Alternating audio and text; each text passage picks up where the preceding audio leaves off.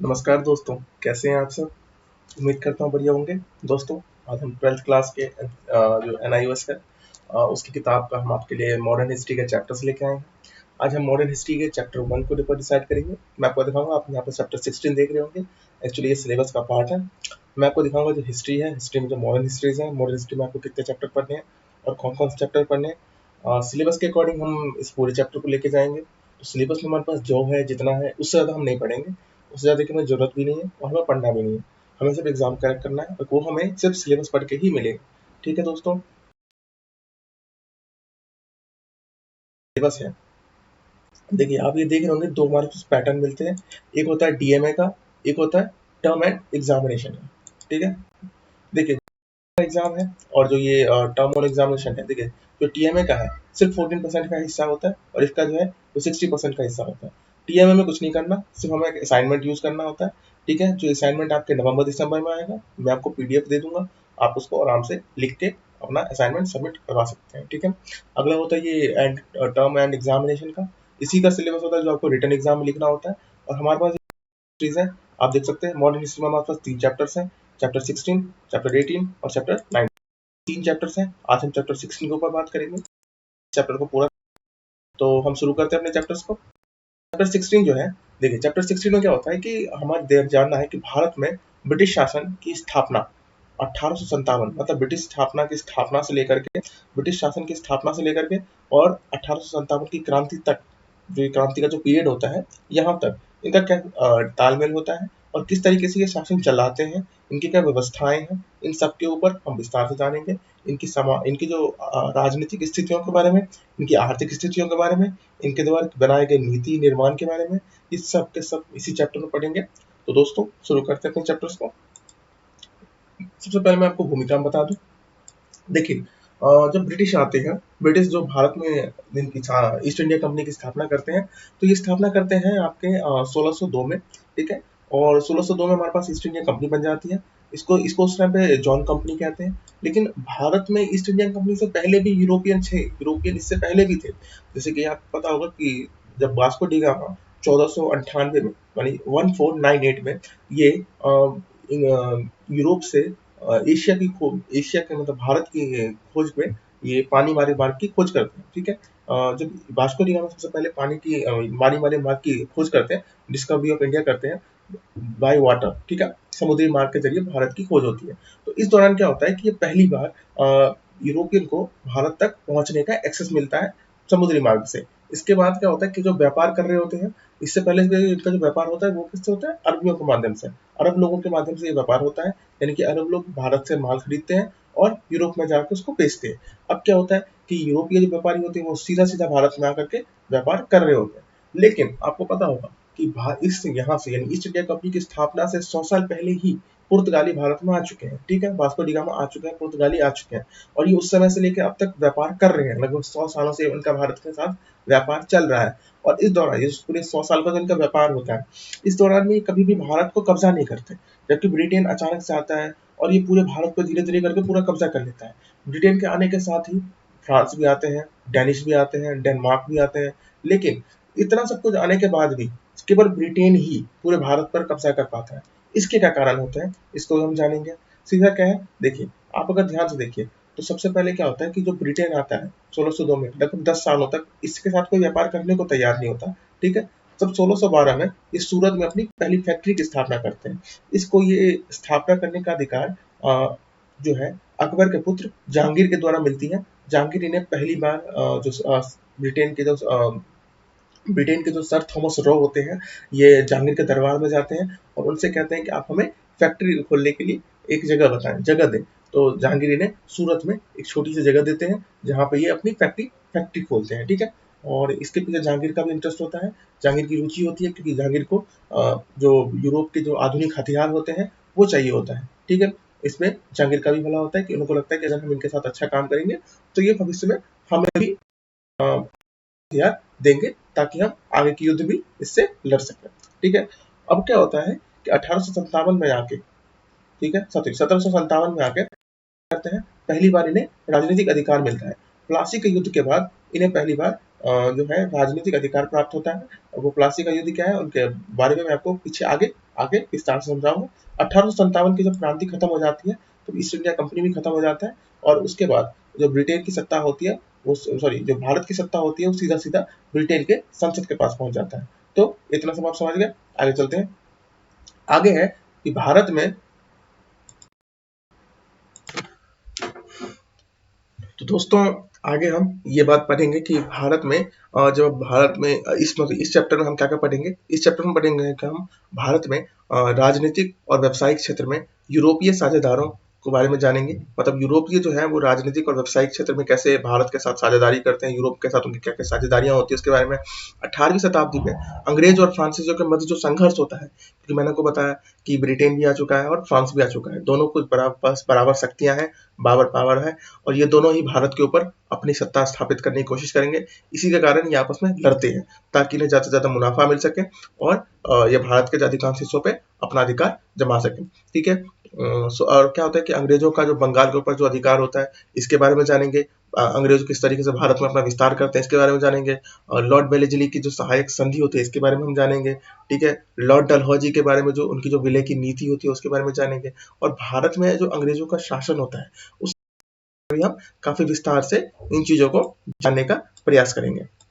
ठीक है दोस्तों, तो शुरू करते हैं। देखिए, एशिया के साथ यूरोपीय पूर्वी व्यापार। तो देखिए, एशिया के साथ जो उनका पहला जो व्यापार होता है, व्यापार किसके माध्यम से, के माध्यम से। इसमें क्या होता है, क्या है, इसमें दो काम करते हैं। पहला काम क्या करते हैं, अरब से व्यापार, अरबी जो होते हैं भारत में सामान खरीदा और यूरोप में महंगे दामों में बेच दिया। इससे क्या हो रहा है, यूरोप में जो माल है वो महंगे दामों में जा रहा है। इसके बावजूद भी वो यूरोप में जो बनने वाले माल होते हैं उससे सस्ते दाम में होता है और अच्छी गुणवत्ता में होता है। अच्छी गुणवत्ता के कारण इसकी मांग में अचानक से तेजी आती है। जो भारतीय मांग होती है उसकी आती है क्योंकि वो अच्छी गुणवत्ता के हैं और कम मूल्य पर है, जिसके कारण क्या होता है, इनके माल में धराशायी हो जाती है और यूरोपियन बाजार धीरे धीरे पिटने लग जाता है और भारतीय वस्तुओं की वहां पे अचानक से मांग बढ़ जाती है, जिसमें होता है सूती कपड़े, मसाले। ठीक है। इस तरह की चीजें जो होती है वो भारत से यूरोप में बहुत आसानी से जा रहा होता है और काफी महंगे दामों पे वहां बिकता है। ठीक है। आगे चलते हैं। देखिए, जो शुरुआत में जो लोग आते हैं, शुरुआत में जितने भी यहाँ पे उपनिवेशी हैं, चाहे वो फ्रांसीसी हैं, ब्रिटेन है, पुर्तगाली है, डेनिश है, डेनमार्क, इनका मुख्य उद्देश्य भारत में कोई भारत की सत्ता स्थापना नहीं था। शुरुआत में केवल व्यापार के रूप में आते थे। ये केवल भारत में आते हैं, व्यापार करते हैं और इनका मुख्य उद्देश्य होता है ज्यादा से ज्यादा भारत से लाभ कमा करके अपने देश जाना। ठीक है। ये इनका मुख्य उद्देश्य होता है, तो मात्र व्यापारिक तौर पर चल रहे होते हैं। लेकिन इसी दौरान क्या होता है कि जो मुगल सत्ता होती है उसका पतन हो जाता है, क्योंकि जब 1707 में औरंगजेब की मृत्यु हो जाती है, औरंगजेब की मृत्यु के बाद ब्रिटिश मुगल की सत्ता जो होती है वो धीरे धीरे कमजोर हो जाती है। इतनी कमजोर हो जाती है कि वह भारत पर सत्ता करने के लायक ही नहीं है। ठीक है। अब उनकी सत्ता धीरे धीरे कमजोर हो चुकी है। इसके परिणाम स्वरूप क्या होगा, क्षेत्रीय दलों का उदय होगा, जैसे कि मराठाओं का उदय होगा, बंगाल में उदय होगा। ठीक है। हैदराबाद के निजाम का उदय होगा। ठीक है। मैसूर में टीपू सुल्तान और हैदर अली और टीपू सुल्तान का उदय होगा। इस तरीके से देश के अलग अलग कोने में, अलग अलग जगहों पर मुगलों की सत्ता जो होगी, जो खत्म हो चुकी है, अब उसकी जगह पे क्षत्रिय दल आएंगे और क्षत्रिय दल क्या करेंगे, आपस में युद्ध लड़ेंगे, क्योंकि सत्ता चाहिए, ज्यादा से ज्यादा हिस्सा चाहिए भारत के साथ, भारत के ज्यादा से ज्यादा हिस्सों में साम्राज्य का विस्तार करना चाहेंगे, जो जितने भी हमारे देश के क्षेत्रीय दल हैं। ठीक है। और जैसे ये क्षेत्रीय दल अपना आपस में लड़ रहे होते हैं, इसका लाभ कौन उठाता है, ब्रिटेन उठाता है। ब्रिटेन क्या करता है, इन्हें फिर से आपस में लड़वाने की कोशिश करता है और जैसे ही एक पक्ष कमजोर हो जाता है उसके साथ वो खुद युद्ध लड़ने लग जाता है और फिर दूसरे, जब वो जैसे पक्ष कमजोर हो गया, उनकी सत्ता पर ब्रिटेन का कब्जा। इसी के कारण अंग्रेज क्या करते हैं, अपना विस्तार कर लेते हैं। और विस्तार की इनकी 3 नीतियां होती है। 3 नीतियां कौन कौन सी होती है, पहला होता है युद्ध और विलय की नीति, दूसरा होता है सहायक संधि की नीति और तीसरा होता है विलय की नीति। अब देखिए, मैं आपको बताऊंगा कि देखिए, पहले जो युद्ध और विजय की नीति, इसमें क्या होता है कि अंग्रेज जो होते हैं वो युद्ध करते हैं और युद्ध में जो क्षेत्र वो जीत जाते हैं उसको फिर अपने साथ अपने राज्य में मिला लेते हैं, उसे कहते हैं ब्रिटिश इंडिया। ब्रिटिश इंडिया में उस हिस्से को मिला लेते हैं युद्ध के बाद। और दूसरा जो होता है वो होता है सहायक संधि। सहायक संधि क्या होता है, इसके बारे में हम डिटेल में जानेंगे, और ये विलय की जो नीति है इसके बारे में हम डिटेल में जानेंगे नीचे, इसके बारे में विस्तार से लिखा गया है। ठीक है। आगे चलते हैं। अगला क्या है कि देखिए, यूरोप वर्सेस यूरोप। अब यहाँ पे यूरोप और वर्सेस यूरोप क्यों होगा, देखिए, अंग्रेजों का सबके साथ युद्ध होता है, चाहे वो पुर्तगाली हो, ब्रिटेन हो, डेनमार्क हो, डेनिस हो, सबके साथ युद्ध करते हैं। और सबके साथ युद्ध करने में अंग्रेज क्या करते हैं, सबको हरा देते हैं और सत्ता पे काबिल कर लेते हैं। लेकिन अंग्रेजों के लिए अभी सबसे बड़ा जो सरदर्द है वो है फ्रांस, क्योंकि फ्रांस के जो है वो लगभग ब्रिटेन के साथ बराबर की सत्ता रखता है, बराबर की ताकत रखता है और बराबर ही ये काम करता है। ठीक है, तो ब्रिटेन और फ्रांस के बीच में क्या होगा, 3 कर्नाटक का युद्ध होगा। कर्नाटक के अंदर में इनके 3 युद्ध होते हैं, ब्रिटेन और फ्रांस के, और ये काफी लंबे लंबे युद्ध होते हैं। ठीक है, लगभग 7-7 सालों के। ठीक है, तो इन तीनों युद्ध में, पहले युद्ध में फ्रांस जीत जाता है, बाकी के दोनों युद्धों में ब्रिटेन जीत जाता है। तो जैसे ब्रिटेन आखिरी वाला युद्ध जीतता है, ये ये जो है तो पुर्तगाली की सॉरी हाँ पंडुचेरी की संधि के साथ ही ये ब्रिटेन की जो होती है इसके साथ पूरी सत्ता अपने हाथ में ले लेता है। और यूरोप में जो मात्र फ्रांस जो होता है, फ्रांस के बाद पुर्तगाल तक ही सीमित के रह जाता है, जहां वो मात्र भारत में व्यापार करेगा और उसकी जो सुरक्षा की जिम्मेदारी होगी वो सब कुछ ब्रिटेन के पास पहुंच जाएगी। और फ्रांस यहाँ पर पूरी तरीके से हार चुका है। जो फ्रांस है, जो भारत दुनिया के अलग अलग हिस्सों में ब्रिटेन को चुनौती दे रहा है, लेकिन भारत में आकर के वो हार चुका है। और फ्रांस की हार के साथ ही अब यूरोप का जो पूरी यूरोप में ही नहीं बल्कि पूरे भारत में अब ब्रिटेन का मुकाबला करने के लिए कोई सत्ता, कोई मजबूत शक्ति बचती नहीं है। तो अब एकमात्र पावर कौन बच गया, ब्रिटेन बच गया पूरे भारत में, जो उसको चुनौती कोई दे ही नहीं सकता। तो परिणाम क्या होता है, परिणाम ये होता है कि जो अंग्रेज होते हैं वो सबसे पहले क्या करते हैं, बंगाल पर अपना विजय कर लेते हैं। तो बंगाल पर ये विजय कैसे करते हैं, देखिए बंगाल में क्या होता है कि 1757 में बंगाल पर ये पहली बार प्लासी का युद्ध होता है अंग्रेजों के बीच में, और वहां के जो नवाब होते हैं उनके मध्य में। देखिए नवाब जो होते हैं सिराजुद्दौला, ठीक है, सिराजुद्दौला क्या करते हैं कि ब्रिटेन को सबसे पहले बोलते हैं, ब्रिटेन और जो फ्रांस को, जो कलकत्ता में जाकर के, कलकत्ता में हुगली के पास ये अपना किला बना रहा होता है। किला जैसे ही बनेगी तो उसमें सैनिक रखेंगे, ठीक है, और अलग अलग चीजें रखी जाएंगी, जो कि नवाब होते हैं उनकी शक्ति को चुनौती देने की वाली बात होते हैं।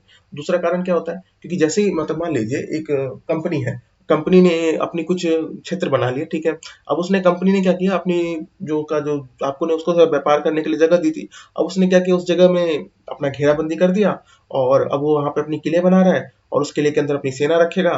तो वो अपनी एक प्राइवेट आर्मी चलाएगा, अब वो अपना एक देश बनाएगा। अगर इस तरीके से कोई भी कंपनी, मान लीजिए कोई गूगल हमारे देश में आता है और वो अपनी एक छोटी सी कंपनी खोलता है, ठीक है, और बाद में वो कंपनी को विस्तार कर लेता है, ठीक है, बढ़ा लेता है, और बढ़ाने के हमें कोई आपत्ति नहीं है, वो अच्छे से काम करे, अच्छा व्यापार करे, क्योंकि जितना होता है वो व्यापार करेगा उतना ज्यादा हमें टैक्स देगा, ठीक है, हमें कर देगा, हमारा फायदा हो रहा है। लेकिन अब वो क्या कर रहा है कि अब वो अपनी एक प्राइवेट आर्मी बना रहा है, धीरे धीरे वो प्राइवेट आर्मी बनाकर क्या करेगा, देश पे कब्जा करने की कोशिश करेगा। तो इसी चीज को रोकने के लिए सिराजुद्दौला ने क्या किया, इनको कहा कि आप इस किले को नहीं बनाएंगे। फ्रांस को भी कहा और ब्रिटेन को भी कहा। तो फ्रांस ने तो हथियार हथियार डाल दिया, फ्रांस ने कहा ठीक है हम नहीं करेंगे, लेकिन ब्रिटेन ने इस बात को करने से इनकार कर दिया और ब्रिटेन अपने किले के निर्माण करता रहा। दूसरा कारण क्या था, दूसरा कारण क्या था कि जो ब्रिटेन जो अंग्रेज थे, अंग्रेजों को फारूक सिया जो कि मुगल बादशाह थे, फारूक सिया ने एक अधिकार दिया था, किसको, अंग्रेजों को अधिकार दिया कि आप यहाँ पर आइए और आप जो व्यापार करते हैं हम उस व्यापार में आपको छूट देंगे। लेकिन ये जो व्यापार करने की जो छूट थी वो केवल कंपनी को थी, किसी उनके ना मतलब उनके जो लोकल लोग थे उनको नहीं, मतलब कंपनी के जो अधिकारी थे, कंपनी के जो सदस्य थे उनको नहीं दिया था, ये केवल कंपनी के फारूक सिया ने एक अधिकार दिया था कि आपके द्वारा जो किया गया व्यापार होगा उसमें आप मात्र छोटा सा अमाउंट में 3,000 रुपए का अमाउंट कीजिए और आप व्यापार कीजिए, ठीक है। लेकिन कंपनी क्या करती थी, इसका दुरुपयोग कर रही थी। कंपनी ने क्या किया, उनके जो अधिकारी थे उनके जरिए वो व्यापार करती थी और इसको भी दस्तक के साथ शामिल कर लेती थी। इससे क्या होता था, जो वहां के जो लोकल व्यापारी थे उनको नुकसान हो रहा था, वहां के जो स्थानीय व्यापारी थे उनको नुकसान हो रहा था। और उन्होंने बार बार इस चीज को वहां के बंगाल के जो नवाब थे इनके सामने उठाया।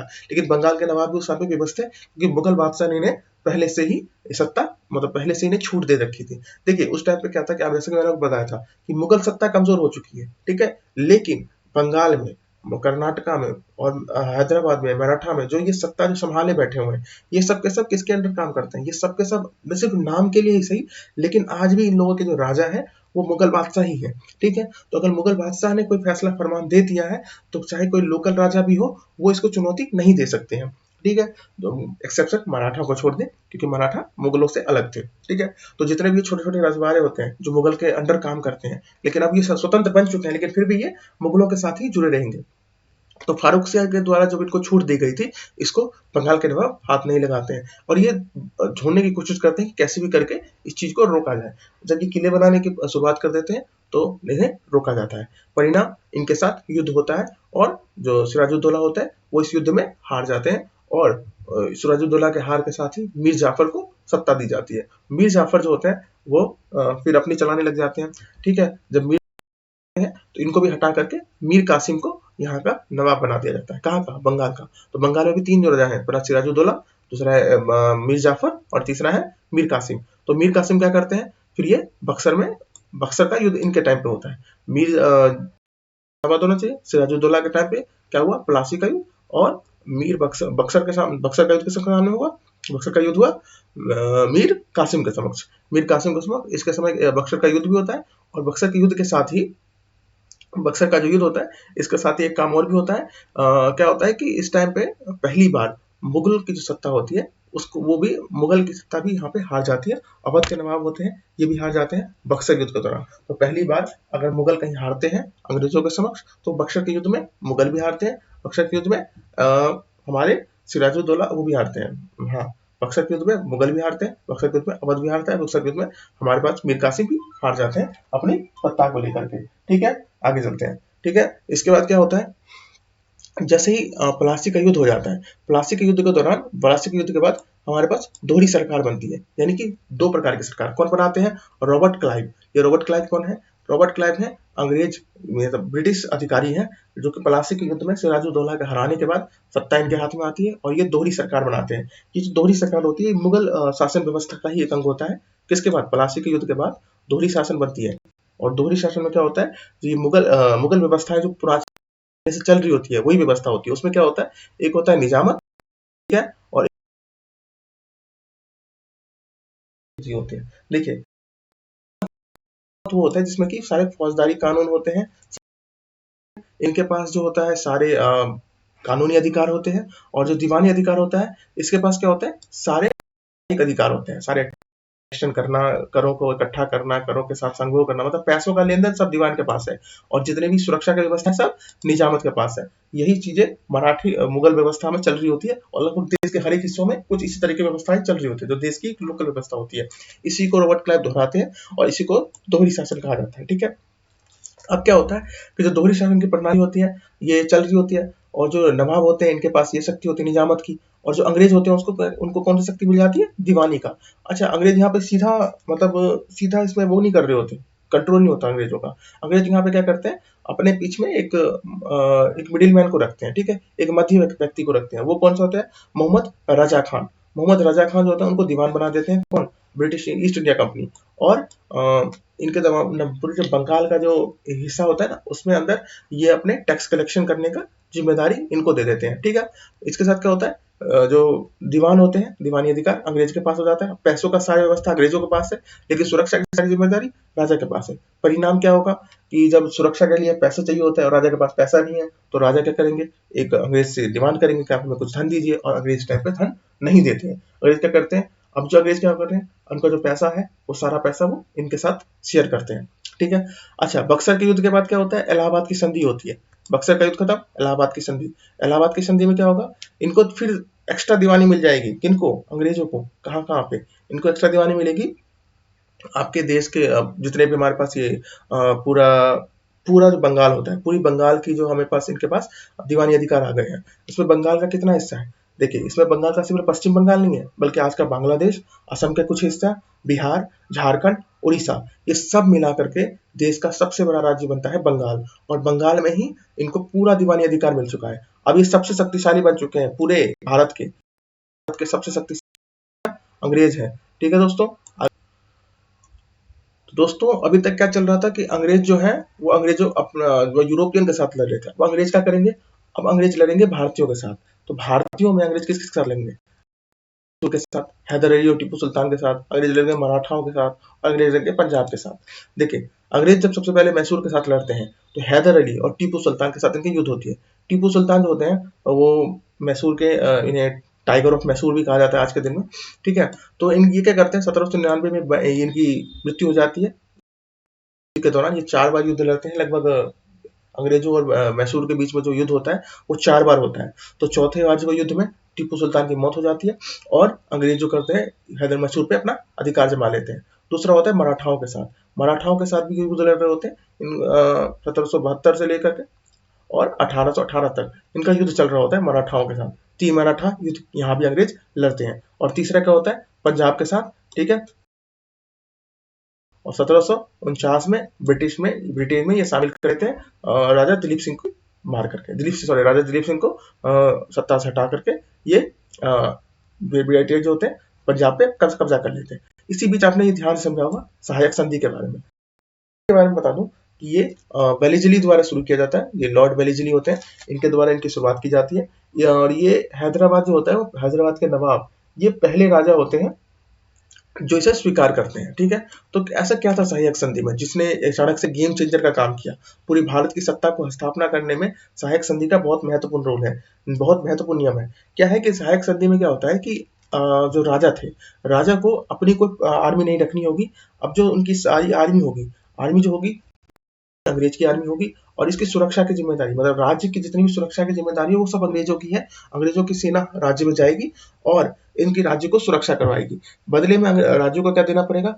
जितने भी अंग्रेजी सैनिक हैं इनके खर्च राज्य को देना पड़ेगा। और जो राज्य अगर किसी दूसरे राज्य के साथ या तो संधि करता है या तो युद्ध करता है, इस मौके पर उसे अंग्रेज से सलाह लेनी पड़ेगी। और ये अंग्रेज के मतलब राज्य के अंदर एक अधिकारी होगा जो कि रेजिडेंशियल होगा, जिसको कहते हैं रेजिडेंट, ठीक है, रेजिडेंट ऑफिसर। तो रेजिडेंट ऑफिसर बनेगा कहाँ पे? हर राज्य के अंदर में। और ये जितने भी राज्य में बनेंगे इन्हीं राज्यों में इनका कामकाज चलेगा, ठीक है। ये रेजिडेंट ऑफिसर राजा की कार्यों में मदद करेगा। इस तरह के विचार अंग्रेज सहायक संधि के माध्यम से लाते हैं। तो ये सहायक संधि क्यों लाई जाती है? देखो, सहायक संधि के लाने के पीछे अंग्रेजों का उद्देश्य होता है कि नए राज्य, अब जो नए राज्य जैसे कि हैदराबाद है या फिर पंजाब है, ठीक है, या फिर मैसूर बनता है, ठीक है, इनको अपने नियंत्रण में लेना है, ठीक है। और इस क्या होता है, जो फ्रांसीसी शक्तियां हैं, मैंने बताया कि फ्रांसीसी शक्तियां देश में बनी हुई है, तो जो फ्रांसीसी शक्तियां हैं इनको भी तो कमजोर करना है। अब सहायक संधि के बनने से क्या हो गया कि जितने भी यूरोपीय देश के नागरिक होंगे, यूरोपीय व्यापारी होंगे, उनको उस राज्य से निकाल दिया जाएगा और उनके राज्य में सिर्फ और सिर्फ ब्रिटेन की शक्ति रहेगी, ठीक है। दूसरा क्या है, उस राज्य के साथ अगर कोई दूसरे राज्य के साथ उसे युद्ध करना है या दूसरे राज्य के साथ उसे संधि करनी है किसी देश के राज्य को, तो उसको अंग्रेज से पहले पूछना पड़ेगा, अंग्रेजों से पहले परमिशन लेनी पड़ेगी। इन शॉर्ट उसकी जो संप्रभुता होगी वो खत्म हो चुकी है, ठीक है। अब इसका लाभ देखेंगे, ऐसा क्या लाभ हुआ इसको करने से अंग्रेजों को? देखिए, एक तो पहले बिना खर्चों के उसे विशाल सेना बन गई, मतलब वो खाली क्या करता था, उसको अब पैसे देने की जरूरत नहीं, सारा पैसा राज्य दे रहा है और राज्य के साथ उसको क्या हो रहा है, विशाल सेना उसके पास बन चुकी है। दूसरा क्या है कि विदेशी प्रभाव को कम करेगा, कैसे? जैसे फ्रांस, डेनमार्क है, डेनिस है, ये सब भी अलग अलग उस राज्य में अगर व्यापार करना चाहते हैं तो वो कर नहीं सकते। क्यों? क्योंकि अब सहायक संधि के साथ उस राज्य को प्रतिबंधित कर दिया गया है। अगले क्वेश्चन पे चलते हैं। अगला क्वेश्चन है, देखिए अगला है, सॉरी मत कीजिएगा, जो अगला टॉपिक है वो है राज्य की विलय की नीति। अब ये विलय की नीति क्या होता है? डलहौजी के द्वारा शुरू की जाती है। क्या होता है, जो प्राकृतिक उत्तराधिकारी होते हैं उसको समाप्त किया जाता है। क्या होता है, देखिए प्राचीन काल से हम भारतीय राज्यों में क्या होता है कि जितने भी राज्य हैं, अगर उनकी संतान नहीं होती, राजाओं की अगर संतान नहीं हो रही थी, तो वो क्या करते हैं, किसी राजा को गोद ले लेते हैं और उसी गोद के माध्यम से, मतलब राजा किसी छोटे बच्चे को अगर गोद लेता है तो अगला संतान कौन बनेगा, अगला राजा किसके पास होगी? उसी के पास होगी। तो यहाँ पे क्या होता है कि जो ये डलहौजी साहब होते हैं, डलहौजी साहब क्या करते हैं, प्राकृतिक उत्तराधिकारी जो ये प्राचीन काल से जो चल रहा होता है हमारे देश का सिस्टम, कि अगर राजा के पास कोई संतान ना है तो वो किसी दूसरी संतान को भी गोद लेकर के अपने राज्य का उत्तराधिकारी घोषित कर सकता था। ये अधिकार छीन लेते हैं। परिणाम क्या होता है? सतारा, जयपुर, संबलपुर, नागपुर और झांसी, यहाँ के जो राजा होते हैं इनकी मृत्यु या तो समय से पहले हो गई या फिर पुत्र देने से पहले हो गई या फिर इनके पुत्र नहीं थे। तो इन सभी के कारण क्या हुआ, क्योंकि पुत्र नहीं है, तो अब क्या होगा, जितने भी ये राज्य है ये सभी राज्यों को अंग्रेज अपने राज्य में मिला लेंगे। इसी को कहेंगे विलय की नीति, ठीक है। इसे कहते हैं doctrine of lapse. Doctrine of lapse के माध्यम से अंग्रेज क्या करते हैं कि जितने भी राज्य हैं इन सभी राज्यों को अपने में मिला लेते हैं। और सभी राज्यों को मिलाने के साथ एक राज्य होता है अवध। आज अवध को आप लखनऊ के रूप में समझ सकते हैं कि जो लखनऊ है या फिर अवध है, ये 1850 में कुशासन का आरोप लगा करके अवध को अपने राज्य में मिला लिया जाता है। क्योंकि अब अवध को आप ये नहीं कह सकते कि आपके पास उत्तराधिकारी नहीं है, क्योंकि अवध के पास पहले से काफी सारे उत्तराधिकारी थे और क्योंकि अवध के पास उत्तराधिकारी की कमी नहीं थी, और इसीलिए क्या होता है कि अवध को कुशासन का आरोप लगा करके इसको ले लिया जाता है। डलहौजी के बारे में आपको ये बता दूं कि डलहौजी भले ही एक अंग्रेज थे, लेकिन भारत के निर्माता में, भारत की नीति निर्माण में इनको एक बहुत ही सम्मान के साथ इनको देखा जाता है। इनको आधुनिक भारत का पितामह भी माना जाता है। क्यों? क्योंकि भारत में जितने भी आधुनिक भारत की जो शुरुआत हुई, जैसे कि आप रेलवे देख लो, पीडब्ल्यूडी देख लो, डाक और पोस्ट व्यवस्थाएं देख लो, ये सभी की शुरुआत डलहौजी ने की थी। डलहौजी ने भारत में सबसे पहले रेलवे लेके आए, पोस्ट मास्टरिंग लेके आए, पीडब्ल्यूडी लेके आए।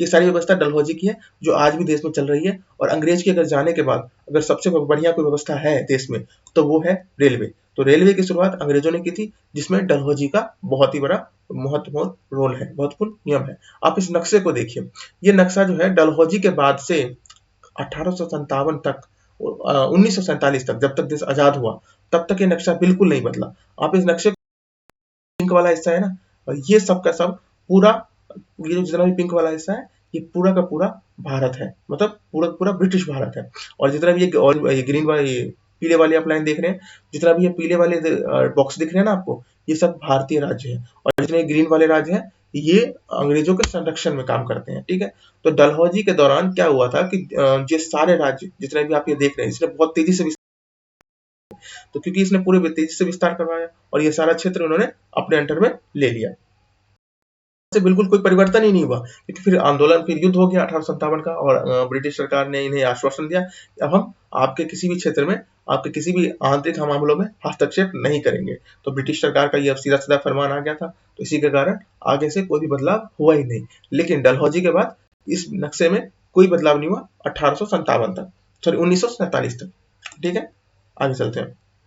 देखिए, इतनी बड़ी व्यवस्था के बाद क्या होता है, ब्रिटिश शासन की जो प्रशासनिक प्रणाली होते हैं, उसके बारे में हम विकास के बारे में जानते हैं। सबसे पहले आता है रेगुलेटिंग एक्ट। ठीक है, रेगुलेटिंग एक्ट जो होता है, ये 1773 में आता है। इस रेगुलेटिंग एक्ट के माध्यम में क्या होता है, सबसे पहले जो गवर्नर जनरल होते हैं, गवर्नर जनरल, इसके अधिकार, मैंने आपको बताया था कि बंगाल के बारे में, बंगाल में दोहरी व्यवस्था होती है। एक तरफ होता है नवाब, बंगाल के शासक, उसमें दो तरह की व्यवस्थाएं होती है। एक तो होता है, पहले होता है हमारे पास दीवान, और दूसरे कौन से होते हैं, निजामत। ठीक है, तो दो हमारे पास लोग हैं, एक है एक हमारे, देखिए ये देखिए, बंगाल में एक है निजामत और दूसरा है दीवान। ठीक है, तो दीवान के पास, दीवान को क्या कहते हैं, गवर्नर, और निजामत को क्या कहते हैं, जनरल। क्योंकि ये दोनों ही काम कौन कौन कर रहा है, अलग अलग व्यक्ति कर रहे हैं। तो ये कौन हो गया, जनरल, और ये कौन हो गया, गवर्नर। ठीक है, गवर्नर के पास कौन सा अधिकार है, पैसों का, और इनके पास कौन सा अधिकार है, लॉ, कानून और व्यवस्था का। अब क्या होगा, जो रेगुलेटिंग एक्ट 1973 में, इसमें क्या होगा कि गवर्नर और जनरल दोनों को एक ही व्यक्ति के पास ये दोनों ही शक्तियां दे दी जाएंगी। क्योंकि अंग्रेजों ने देख लिया कि अब हमें समस्याएं हो रही है, शासन चलाने में समस्याएं आ रही है, तो क्योंकि अब हम क्या करेंगे, अब हम गवर्नर और जनरल दोनों ही एक ही व्यक्ति को बनाएंगे। और पहली बार गवर्नर जनरल का जो टैग होता है, वो किसको मिलता है, वॉरेन हेस्टिंग को। वॉरेन हेस्टिंग को ये सम्मान मिलता है, और पहली बार देश में वॉरेन हेस्टिंग गवर्नर जनरल के रूप में आ जाते हैं। ठीक है, गवर्नर जनरल के बाद क्या होता है, सबसे पहले देश में सुप्रीम कोर्ट की स्थापना होती है कोलकाता में।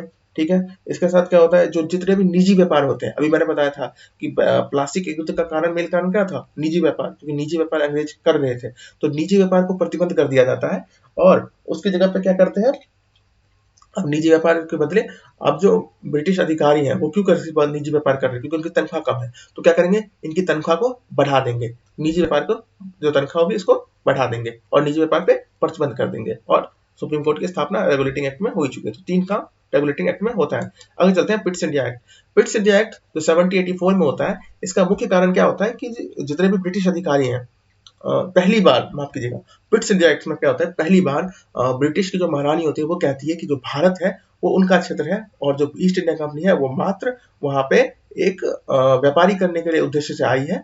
और जो क्षेत्र है, पूरा भारत का जो क्षेत्र है, ये सब के सिर्फ ब्रिटिश महारानी को ही बिलोंग करता है, ना कि किसी कंपनी को। ठीक है, तो पहली बार ब्रिटिश इंडिया एक्ट में ब्रिटिश महारानी ने ये कहा था कि ये जो पूरी कंपनी है, ये जो पूरा क्षेत्र है, पूरा भारत है, जहाँ पे कंपनी का अधिकार है, ये सारा अधिकार, ये पूरी कंपनी ही उनकी जिम्मेदारी है, ये ब्रिटेन की है, ना कि किसी कंपनी की। यानी कि इन शॉर्टली पूरे भारतीय जो लोग हैं, वो भी ब्रिटेन के नागरिक बन गए। ठीक है, दूसरा चलता है अस्थायी बंदोबस्त। देखिए, कॉर्नवालिस जो होते हैं, वो आते हैं, इसे जमींदारी व्यवस्था कहते हैं, जिसमें जमींदारों को अधिकार दिया जाता है, और कर के माध्यम से इसको एक व्यवस्था के रूप में देखने को हमें मिल जाता है। ठीक है, आगे चलते हैं। चार्टर एक्ट के बारे में अगर मैं आपको एक चीज बताऊं, तो सिर्फ सिंपल सा है, एक रेंट अधिकार है, एक रेंट एग्रीमेंट है 20 साल का। 20, ये चार चार्टर एक्ट आते हैं, और ये चारों चार्टर एक्ट में क्या होता है, 20-20 साल का एक रेंट एग्रीमेंट जो होता है, वो ब्रिटिश की महारानी, ब्रिटिश की सांसद इन्हें देती है, किसको, कंपनी को 20-20 साल का रेंट एग्रीमेंट पहुंचाया जाता है। ठीक है, ये काम होता है। आगे चलते हैं। जो प्रशासनिक प्रणाली होती है, इसकी शुरुआत कौन करते हैं, कर्नवालिस करते हैं। कर्नवालिस के बारे में क्या होता है, प्रशासनिक व्यवस्था की शुरुआत करते हैं। और प्रशासनिक व्यवस्था में क्या होता है कि आज के लिए आप देख सकते हैं जितने आईएएस आईपीएस हमारे पास होते हैं, जितनी कानूनी व्यवस्थाएं होती हैं, ये सभी सभी प्रशासनिक व्यवस्थाएं हैं। तो प्रशासनिक व्यवस्था की शुरुआत देश में कौन करता है, कर्नवालिस करते हैं। लेकिन इस समय क्या होता है, जो कर्नवालिस व्यवस्था की शुरुआत करते हैं, ये क्या करते हैं, भारतीयों के लिए छूट नहीं देते हैं। ये पूरा का पूरा छूट किसके लिए होता है, ब्रिटेन के लिए होता है। और इसका जो प्रतियोगिता, इनका जो एग्जाम होता है वो भी ब्रिटेन में होता है। ठीक है, तो पूरी व्यवस्था ही ब्रिटेन में चल रही है, और किसके लिए, सिर्फ ब्रिटेन के नागरिकों के लिए है, ना कि भारतीय नागरिकों के लिए। सबसे पहले अगर मैं आपको बताऊं तो 1606 में पहली बार जो हेलबरी कॉलेज होता है उसमें प्रशिक्षण दिया जाता है, किसको, ब्रिटिश के नागरिकों को, ताकि वो भारत में आकर के सत्ता की, मतलब भारत में आकर के शासन की व्यवस्था को, प्रशासनिक व्यवस्था को अच्छे से चला सके। ठीक है, सबसे पहले अगर खुली प्रतियोगिता 1853 में सबसे पहले खुली प्रतियोगिता इंग्लैंड में शुरू की जाती है, किनके लिए, सबके लिए, ब्रिटेन के लिए, भारतीयों के लिए। ये पहली बार एक खुली प्रतियोगिता होती है, ओपन कंपटीशन होता है, जहां पर सबको ये बराबर का अधिकार दिया जाता है कि आप भी आइए ब्रिटेन और आप अपना यहाँ पे एग्जाम दे सकते हैं। यानी कि यूपीएससी का जो एग्जाम है, मान लीजिए इन शॉर्ट यूपीएससी, उस टाइम पे यूपीएससी नहीं था, वो आईसीएस का एग्जाम करते थे।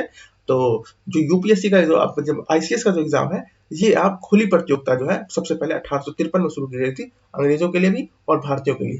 अंग्रेजों को इस बात पे पूरा भरोसा था कि कोई भी ब्रिटेन आकर के इतनी दूर आकर के एग्जाम नहीं देगा, तो जाहिर सी बात है उन्होंने इस काम को बहुत शिद्दत से इस चीज का पालन किया था। हालांकि उस टाइम पे भी कई ऐसे जो यंग थे, यंग जनरेशन थी, जो वहां गई और उन्होंने एग्जाम दिया, जैसे सुरेंद्र नाथ बनर्जी, काफी सम्मानित लोग हैं, ये लोग भी वहां पे जाते हैं और एग्जाम वगैरह क्रैक करते हैं। ठीक है, तो शुरू खत्म करते हैं इसी आज के चैप्टर को यहीं पे। तो दोस्तों, अगर आपको क्वेश्चन पसंद आया होगा, आपको अगर हमारा लेक्चर सिलेबस पसंद आएगा, तो हमें लाइक करें, सब्सक्राइब करें। तो दोस्तों, इतना चाहूंगा। और हाँ, जो हमारा टॉपिक है वो कल फिर से आएगा, अगले अगले चैप्टर को हम फिर से कंप्लीट करेंगे। ठीक है, तो आज हमने एक चैप्टर किया, कल हम दूसरे करेंगे, इसी तरीके से हम सारे क्वेश्चन को खत्म कर लेंगे। तो दोस्तों, जय हिंद।